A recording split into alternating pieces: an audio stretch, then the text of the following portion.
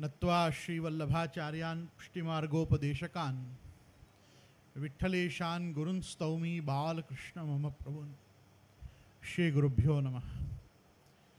कल्याणानां निधानं कलिमलमथनं पावनं पावनानां पाथेयन्यन्ममोक्षुः सपदि प्राप्तये प्रस्थितस्य विश्रामस्थानमेकं कविवरवचसां जीवनं सज्जनानां बीजं धर्मद्रुमस्य प्रबोधभूतां भूतये राम नाम। शिव विरंच के सन्निधान में भगवान श्री रामभद्र के कथांतर्गत मंगल परिणयोत्सव कल्याणोत्सव में सम्मिलित संवेद पूज्य पितृचरण सहित समस्त सभासद, व्यासासीन शास्त्री जी, पंडित जी, कीर्तन वृंद तथा समस्त वेद पाठशाला के आप गुरु जी सहित ऋषि कुमार, समस्त सनातन धर्मावलंबी आस्तिक जनों का पुनः एक बार मैं गोस्वामी गोविंद राय इस सभा में खूब खूब स्वागत करता हूँ। आज का जो भगवान के धनुर्याग के मंडप में प्रवेश का जो प्रसंग है, ये प्रसंग कहीं न कहीं तुलसीदास जी के हृदय में श्रीमद् भागवत जी के भगवान के कृष्ण बलराम के कंस की रंगशाला में मल्लशाला में प्रवेश से कहीं न कहीं अनुप्राणित है। शास्त्री जी ने बहुत सुंदर यहाँ से जो वर्णन किया, वो वर्णन में आया कि जाकी रही भावना जैसी प्रभु मूरत तिन देखी तैसी। बीच में कभी ऐसा मैंने सुना कि काफी लोग, एक श्रुति वाक्य है, न तस्य प्रतिमा अस्ति, इसको लेके पीछे पड़े थे कि देखो वेद ने भी कहा है कि भगवान की कोई प्रतिमा नहीं है, भगवान की कोई मूर्ति नहीं होती।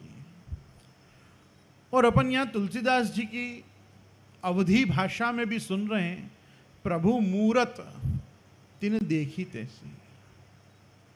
प्रतिमा में और मूर्ति में बहुत फर्क है, और प्रतिमा और मूर्ति में सबसे बड़ा फर्क यह है कि प्रतिमा किसी वस्तु की प्रतिकृति होती है, और जब वेद ऐसा कहता है कि न तस्य प्रतिमा अस्ति, उसका अर्थ होता है एकमेवा द्वितीयो ब्रह्म, ब्रह्म जैसा और कोई भी पदार्थ नहीं है। और जब हम कहते हैं कि ये उसका मूर्त स्वरूप है, तो हम जिस वस्तु का साक्षात्कार करते हैं, जिसको हम किसी साकृति में देखते हैं, तब हम शब्द प्रयोग करते हैं कि ये उसका मूर्त अर्थात पर्सोनिफाइड स्वरूप है। प्रतिमा और मूर्ति, ये दो वस्तु को ध्यान से आप समझोगे तो कोई किसी चीज की कॉपी करे तो उसकी प्रतिकृति बनती है, उससे प्रतिमा बनती है। मूर्ति तो किसी भी वस्तु के साक्षात स्वरूप को हम देख सकते हैं। भगवान राम और कृष्ण अर्थात बलराम और कृष्ण कुवल या पीड़ नाम के कंस के हाथी का उद्धार करते हैं, उसी के दांत तोड़ के उसके अंदर घुसा के उसका वध कर देते हैं। और भगवान पुनः एक बार दोनों भाई वाराह अवतार की तरह दंतायुध होके एक एक दांत अपने हाथ में लेकर कंस की रंगशाला में प्रवेश करते हैं। तुलसीदास जी ने जो जैसा वर्णन किया है, वो वर्णन वैसा श्रीमद् भागवत जी में सुस्पष्टतया सुखदेव जी इन्हीं 9 रसों का वर्णन भगवान में करते हुए आज्ञा कर रहे हैं। मल्ला नाम अशनिर्नाम नरवरः स्त्रीणाम स्मरो मूर्तिमान गोपानाम स्वजनो सताम क्षितिभुजाम शास्ता स्वपित्रे शिशु मृत्युर्भोजपतिर्विराट विदुषाम तत्वं परम योगिनाम वृष्णीनाम परदेवतेति विदितो रंगम गतः साग्रजा। अपने अग्रज के साथ, यहाँ भगवान अपने अनुज के साथ प्रवेश किए हैं त्रेता में। द्वापर में भगवान उन्हीं शेषावतार लक्ष्मण जी को अपना अग्रज बना के प्रवेश किए हैं। और मल्ला नाम अश्नि, अश्नि मतलब वज्र। यहाँ पे शल, तोशल, चाणूर, मुष्टिक और कूट 5 ऐसे महामल्ल कंस ने रखे हैं कि जो किसी जमाने में किसी देश के राजकुमार थे। और जिस समय पर हम शास्त्रों में ध्यान देंगे तो शास्त्रों में 3 दैत्यों का दिग्विजय बताया गया है। सबसे पहले भागवत में हिरण्याक्ष का दिग्विजय, रामायण में रावण का दिग्विजय, पुनः भागवत में और गर्ग संहिता में विशेष करके कंस का दिग्विजय बताया है। कंस ने कैसे दशों दिशाओं को जीता। और इन राक्षसों का जब दिग्विजय बताया जाता है तो बहुत से साधु पुरुषों को आश्चर्य होता है। परीक्षित के पास भी समय कम है, सुखदेव जी के पास भी समय कम है, और हम वर्णन कर करके भगवान की आसुरी सृष्टि के प्रभाव का वर्णन सुन रहे हैं। हिरण्याक्ष ने कैसे दिग्विजय किया, रावण ने कैसे दिग्विजय किया, कंस ने कैसे दिग्विजय किया। ऋषियों को कोई काम नहीं है, दैत्यों का दानवों का दिग्विजय गा रहे हैं। एक 5 मिनट धैर्यपूर्वक मेरी बात को समझने का प्रयास करिएगा, थोड़ा धैर्य रखिएगा। मुझे भी अल्पाहार की जल्दी है, वेद पाठियों के वेद पाठ सुनने हैं, लेकिन मैं आपका खास यहाँ ध्यान दोहराना चाहता हूँ कि हमारे पुराणों में एक बात बहुत सुंदर बताई गई है। भगवान विष्णु है ना, विष्णु, उनका काल ब्रह्मा जी के दिन और रात से बहुत बड़ा है। नारायण के जो समय की परिगणना है उसमें तो है कि भाई ब्रह्मा जी की आयुष्य जब पूरी हो जाती है, अब ब्रह्मा जी की आयुष्य कितनी होती है अभी उस गणना में एक दिन कभी और बैठेंगे।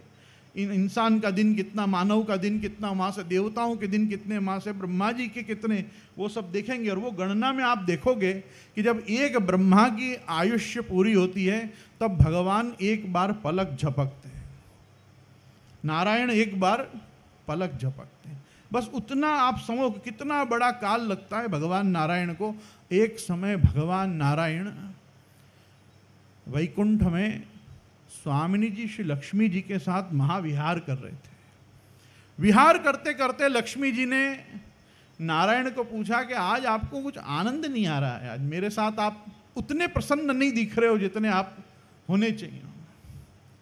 नारायण ने कहा कि हाँ बात तो सही है, श्रृंगार रस आज उत्पन्न नहीं हो रहा है, तो क्या हो रहा है? तो भगवान ने कहा वीर रस, थोड़ा 2-2 भुजाएं, आप समझो कि 2-2 हाथ किसी से हों, ऐसा कुछ मन हो रहा है। तो नारायण को एकदम वीर रस जागा। अब लक्ष्मी जी ने सुन लिया, अब लक्ष्मी जी क्या करें, आपको वीर रस जाग रहा है। तो वहां तो भगवान का कैसा है, ददर्श तत्राखिल सात्वताम पति श्रीयपति यज्ञ पति प्रजापति सुनंद नंद प्रमुखार भणाति भी ससेव्य मानम। भगवान हमेशा नंद सुनंद चंड प्रचंड जय विजय अरहण्य बरहण भगवान के 7 द्वार हैं वैकुंठ में, उसमें 14 द्वारपाल भगवान के आसपास प्राय गार्ड्स की तरह होते हैं। आपके द्वारपाल ही हैं, तो भगवान के अंगरक्षक हैं। वो सर्वे बाहुष चतुर्भुजा, उनमें केवल 2 वस्तु नहीं होती हैं, कौस्तुभ मणि नहीं होती और श्रीवत्स का चिन्ह उनमें नहीं होता है। कुछ गणनाओं के हिसाब से उनमें कौस्तुभ भी होता है, मतलब वैसी एक मणि भी होती है, परंतु श्रीवत्स का चिन्ह और वैजयंती माला उनके गले में नहीं होती, उतना ही बस फर्क होता है। बाकी सर्वे बाहुष चतुर्भुजा, वैकुंठ में जो जाता है वो सारूप्य को प्राप्त कर लेता है। वहाँ भगवान के सबसे निकटतम जो द्वार है उसके 2 पार्षद जय विजय खड़े थे, और जय विजय ने विचार किया कि ओ भगवान को वीर रस प्रकट हो रहा है, ऐसा आपने स्वामी जी से आज्ञा की है, लक्ष्मी जी से, तो भगवान के वीर रस को शांत करने के लिए अब अपन में से किसी को उद्यम करना पड़ेगा। यहाँ और आएगा कौन वैकुंठ तक भगवान को मल्ल युद्ध का आनंद देने। तो उन्होंने विचार किया और विचार करके कहा कि भाई अपन भगवान से यूँ तो कह नहीं सकते आओ हमसे लड़ लो, अपन कुछ योजना बनाएं, कुछ अपने को श्राप आदि मिलें, अपने कोई अलग रूप स्वरूप बने, तो भगवान ये कृपा अपने ऊपर करें और भगवान को अपन वीर रस का आनंद दें। अब उनके हृदय में आई तो भाई सबसे पहले किसको पता चलता है? भाई सबसे पहले सनकादियों को, नारद आदि को, जिनका नित्य वैकुंठ आवागमन है, ऐसों को पता चलता है। उन्होंने कहा भाई ऐसे ऐसे प्रभु को वीर रस उत्पन्न हो रहा है। जो सनकादि ऋषि बिना रोक टोक के नित्य वहां आते थे वैकुंठ में, उनको ही जाके जय विजय ने रोका। और जब 6 द्वार, वैकुंठ के 6 द्वार मतलब काम क्रोध लोभ मोह मद मात्सर्य, ये इन सबको लांघ चुके हैं, वो जब 7वें द्वार पे आके खड़े होते हैं और उनके पैरों में जब वो वेत्र, छड़ीदार वेत्र लगा देते हैं, वो नेत्र लगे बाद वो दोनों उन चारों सनक सनंदन सनातन सनत कुमार को क्रोध आ जाता है। ये सब संभव नहीं है वैकुंठ में। कोई उनके साथ ऐसा करे कि नहीं तुम रोज आने वाले नहीं आ जा सकते हो, और उनको उस पर क्रोध आ जाए, और वो क्रोध का आना होता है, और क्रोध के आते ही और वो श्राप देते हैं कि जाओ तुम दैत्य योनि में चले जाओ। फिर भगवान आते हैं, विनती करते हैं और कहते हैं नहीं इनको कुछ जन्मादिक में बांधो, ये तो मेरे नित्य पार्षद हैं, आप ऐसा कैसे क्रोध कर सकते हो।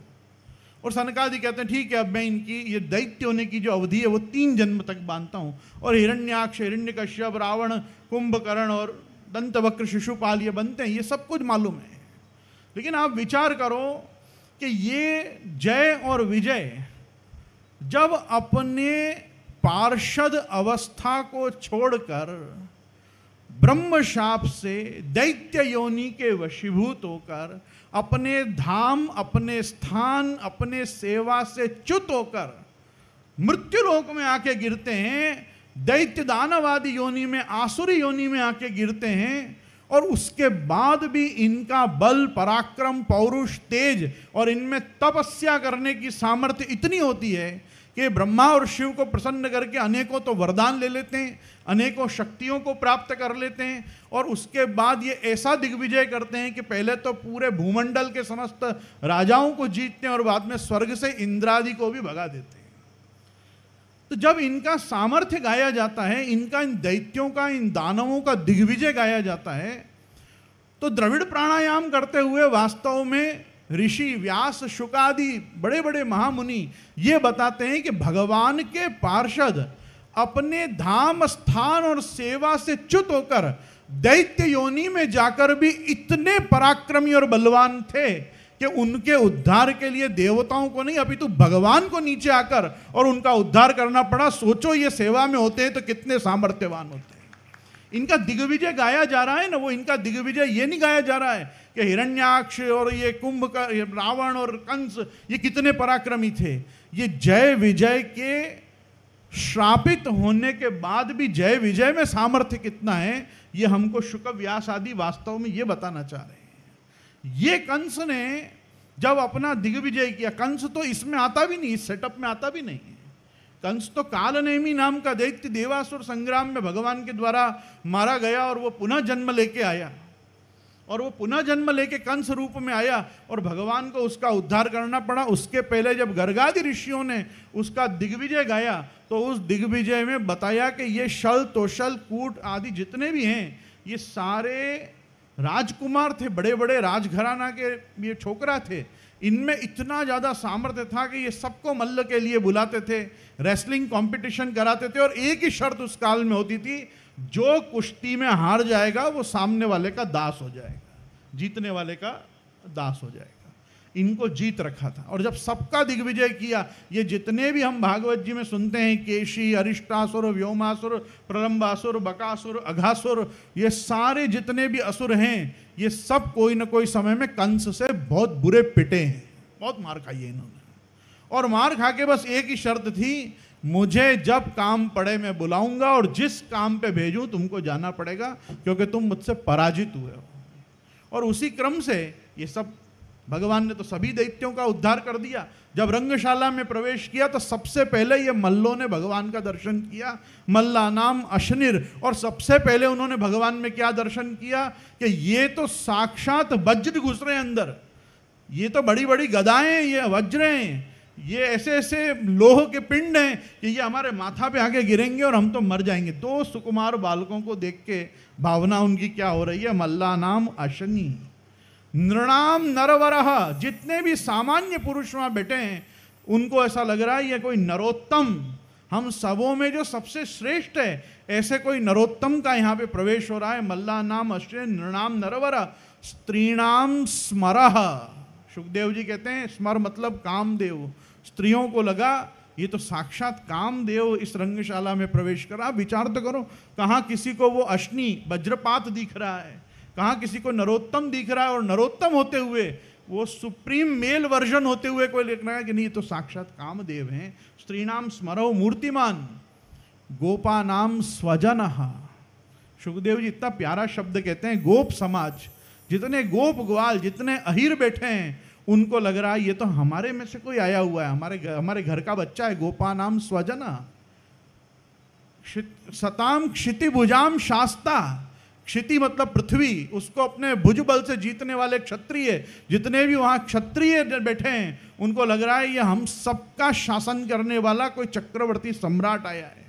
शास्ता स्वपित्रे शिशु, वो रंगशाला के पीछे कारागृह है, कारागृह में से बंदी देवकी और वसुदेव देख रहे हैं कि रंगशाला में क्या हो रहा है। अक्रूर क्या उनको लेके आया जिनको लेने गया था अक्रूर, और वो अगर आ गए तो क्या कंस वध होगा, हमारा उद्धार होगा। उन दोनों देवकी वसुदेव ने कारागृह में से उन भगवान को और बलराम जी को देखा और देखते ही कहा कि शास्ता स्वपित्रे शिशु, अरे ये तो हमारे बच्चे हैं।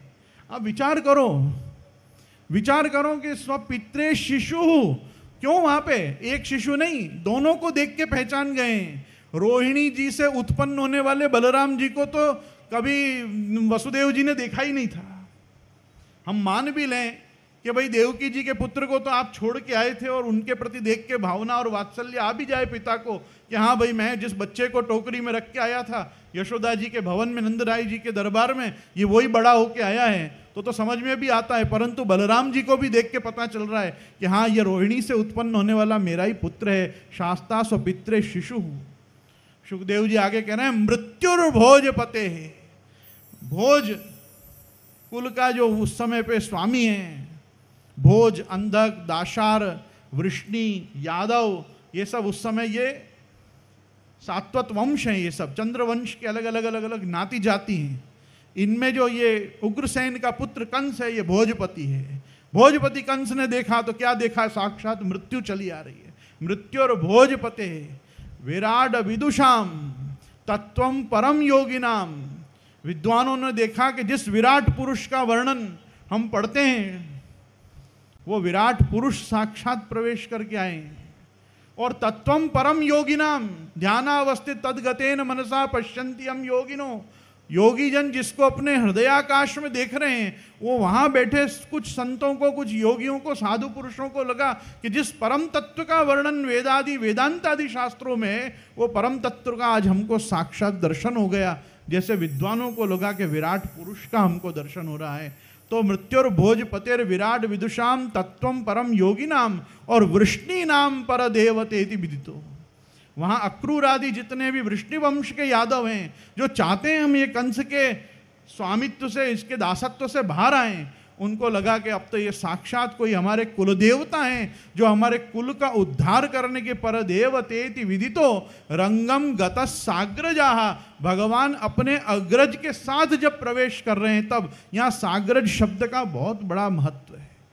बलराम जी का साथ होना बहुत जरूरी है। रामावतार में लक्ष्मण जी का साथ में होना बहुत जरूरी है, क्योंकि लक्ष्मण जी का और राम का संबंध धामी धाम का संबंध है। लक्ष्मण जी हों कि बलराम जी हों, वो अक्षर ब्रह्म का गणितानंद स्वरूप हैं और भगवान पूर्णानंद, अगणितानंद, निरवधि सच्चिदानंद भगवान परमात्मा वो हैं कि जो जिस धाम में सदा विराजते हैं वो जब अपने धाम से जहां प्रयाण करके अवतरित होते हैं धाम उनसे पहले वहां आके उनकी सेवा के लिए सेवा का विकास करता है। ये लक्ष्मण जी का पधारना, साथ में लक्ष्मण जी का पहले उत्साह में आके बोलना कि तुम क्या बोल रहे हो जनक राजा, मैं इस भूमंडल को गेंद की तरह उठा के फेंक सकता हूं, ये भूमंडल को गेंद से उठा के फेंक सकता हूं, ये जीर्ण धनुष क्या चीज है, इसका मतलब है मैं साक्षात शेष नारायण हूं, मैं तो एक राई के दाना की तरह इस पृथ्वी को अपने मस्तक पे धारण करता हूं, मेरे लिए क्या बड़ी बात है कि ये धनुष को उठाना। परंतु मेरे अधिकार क्षेत्र में नहीं है कि मैं ये प्रदर्शन करके दिखाऊं, क्योंकि शिवजी का धनुष तोड़ना ये अहंकार के खंडन का प्रतीक है। किसी के भी अहंकार के मर्दन का सबसे बड़ा अधिकार भगवान का होता है। तो इसलिए भगवान को कहा कि हे प्रभु, ये तो बस मैं खाली आपके सामर्थ्य का बोध करा रहा हूं। संकर्षण व्यूह का ये कार्य है कि ज्ञानोपदेश करे। संकर्षण व्यूह का कार्य है, ये चारों भ्राता जो हैं ये चार व्यूह हैं। वासुदेव व्यूह से रामचंद्र जी का प्रागट्य है, प्रद्युम्न व्यू से भरत जी का प्रागट्य है, संकर्षण व्यू से लक्ष्मण जी का प्रागट्य है और शत्रुघ्न जी से अनिरुद्ध व्यू का प्रागट्य है। आप देखो, प्रजा पालन करने के लिए अनिरुद्ध जी कभी भी अर्थात शत्रुघ्न जी कभी अयोध्या से बाहर नहीं गए। भरत जी नंदीग्राम में रहे 14 वर्ष, लक्ष्मण जी जहां भगवान रहे वहां रहे, क्योंकि धामी को धाम और धाम को धामी कभी नहीं छोड़ता है। लेकिन भगवान के सबसे छोटे भाई अयोध्या में ही रहे। देखो, ये केवल वासुदेव संकर्षण प्रद्युम्न अनिरुद्ध नहीं है, ये साक्षात धर्म अर्थ काम और मोक्ष है। धर्म कौन है? रामो विग्रहवान धर्म, धर्म साक्षात भगवान रामभद्र हैं। अर्थ कौन है? अर्थ शत्रुघ्न जी हैं, वो राजधानी को नहीं छोड़ सकते। राजधानी लक्ष्मीहीन श्रीहीन हो जाएगी, उनको वहां रहना जरूरी है। काम कौन है? काम तो लक्ष्मण जी हैं, वो हमेशा साथ में चलेंगे। भगवान को अब आगे क्या कार्य करना है वो लक्ष्मण जी को पता होता है, इसलिए लक्ष्मण जी सदा साथ में रहेंगे। और भरत जी कौन है? वो साक्षात मोक्ष का स्वरूप है। आगे वर्णन आएगा, जब भरत मिलाप होगा ना, तो भरत मिलाप के समय पर और जब वापस भगवान लंका से पधारेंगे और पुनः भरत मिलाप होगा भगवान का, तब तुलसीदास जी कहेंगे कि ये दोनों व्यक्ति जब गले लगते हैं ना, तो ऐसा लगता है प्रेम और श्रृंगार आपस में मिल रहे हैं। क्योंकि भगवान धर्म है, तो धर्म के साथ मोक्ष का होना बहुत जरूरी है। जब धर्म और मोक्ष मिलते हैं तो प्रेम और श्रृंगार मिल रहे हैं। उसमें प्रेम भगवान नहीं है, प्रेम भरत जी हैं। भगवान श्रृंगार रस हैं, क्योंकि श्रृंगार रस द्विदलात्मक होता है, संयोगात्मक भी होता है और विप्रयोगात्मक भी होता है। भगवान संयोग रस का भी दान करते हैं, विप्रयोग का भी दान करते हैं। वहां पे भगवान कंस का वध करने पधारे हैं, और यहां भगवान ने धनुष को तो बाद में तोड़ा, पहले तो समस्त राजाओं के अहंकार को तो धनुष ने ही तोड़ दिया। डिगही न शंभु सरासन कैसे, कामी वचन सती मन जैसे। तुलसीदास जी ने क्या गाया कि भाई सभी ने प्रयास किया कि धनुष को उठा लें और धनुष पे प्रत्यंचा चढ़ाएं, पर उनसे डिगा भी नहीं। कैसे नहीं डिगा? जैसे कोई कामी पुरुष कितना भी सती स्त्री को अपने वश में करने का प्रयास करे, पर सती स्त्री का मन जैसे कभी डोलता नहीं है, वैसे वो धनुष भी कभी डोला नहीं। वो डोला क्यों नहीं?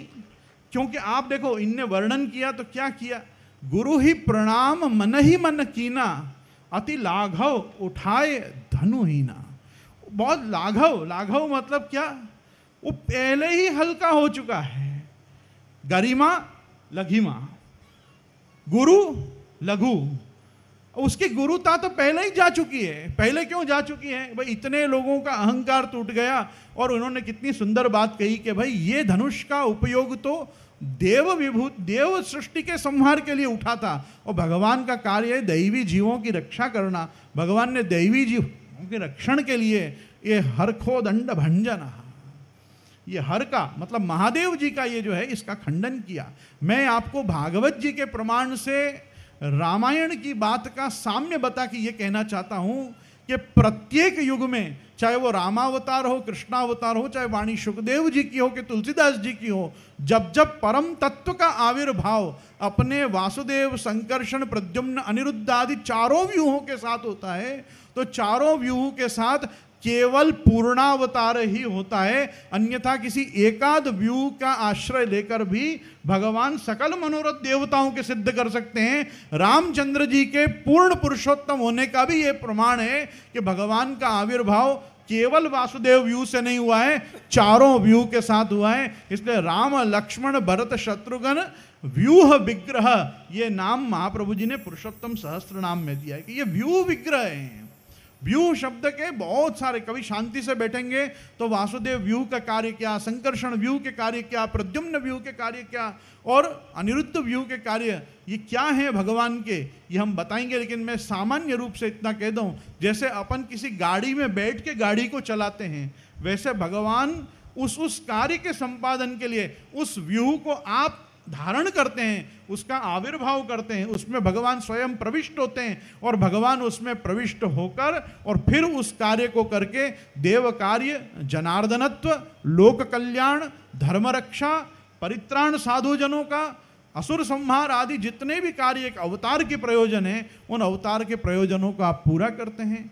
यहाँ भगवान ने एक सीता जी का वर्ण किया और उसके साथ शतानंद जी के हृदय में, विश्वामित्र जी के हृदय में आया कि अन्य तीनों भाइयों को भी, महाराजा कुशध्वज और आपकी खुद की सिद्धध्वज की द्वितीय कन्या, इस प्रकार से चारों का विवाह एक साथ संपादित हो। वो आगे कल कथा आएगी ही। तो मैं आपको सिर्फ ये कहना चाहूँगा कि आज राम विवाहोत्सव के बधाई के निमित्त धनुर्भंग के प्रसंग में हमको ये चीज़ इस पूरी कथा से सीखनी चाहिए कि भगवान हर व्यक्ति के दुराभिमान का खंडन अवश्य करते हैं, लेकिन जहाँ पे हम प्रभु के भक्त हैं, ऐसा आत्मगौरव जीव को होता है, उस आत्मगौरव का भगवान रक्षण और पोषण करते हैं। हम सब भगवान के दास हैं, हम सब भगवान को स्वामी मानते हैं। स्वामी सेवक संबंध को ध्यान में रख के ही हमको पूरी कथा का श्रवण करना चाहिए। ये हमारे स्वामी की कथा है और हमारे दास बोध का चिंतन हमारे को वारंवार हो। हम श्री राम जय राम, राम तारक के रूप में आपका स्मरण करें, श्री कृष्ण शरणम मम किसी के रूप में भी स्मरण करें, पर अपनी शरणागति को, प्रपन्न जीव को, दास जीव को कभी भूलना नहीं चाहिए। स्वामी का और सेवक का जो संबंध है वो सर्वोपरि संबंध इसलिए है क्योंकि सेवक हर धर्म का निर्वाह अपने स्वामी के साथ कर सकता है। वो माता पिता भ्राता बंधु मित्र गुरु वैद्य हर रूप में आ सकता है। इसलिए अपने को अपने स्वामी के सुखार्थ अपने दास धर्म का सदा बोध रखना चाहिए। इसी के उपदेश के साथ श्री गोवर्धन नाथ की जय, रामचंद्र भगवान की जय।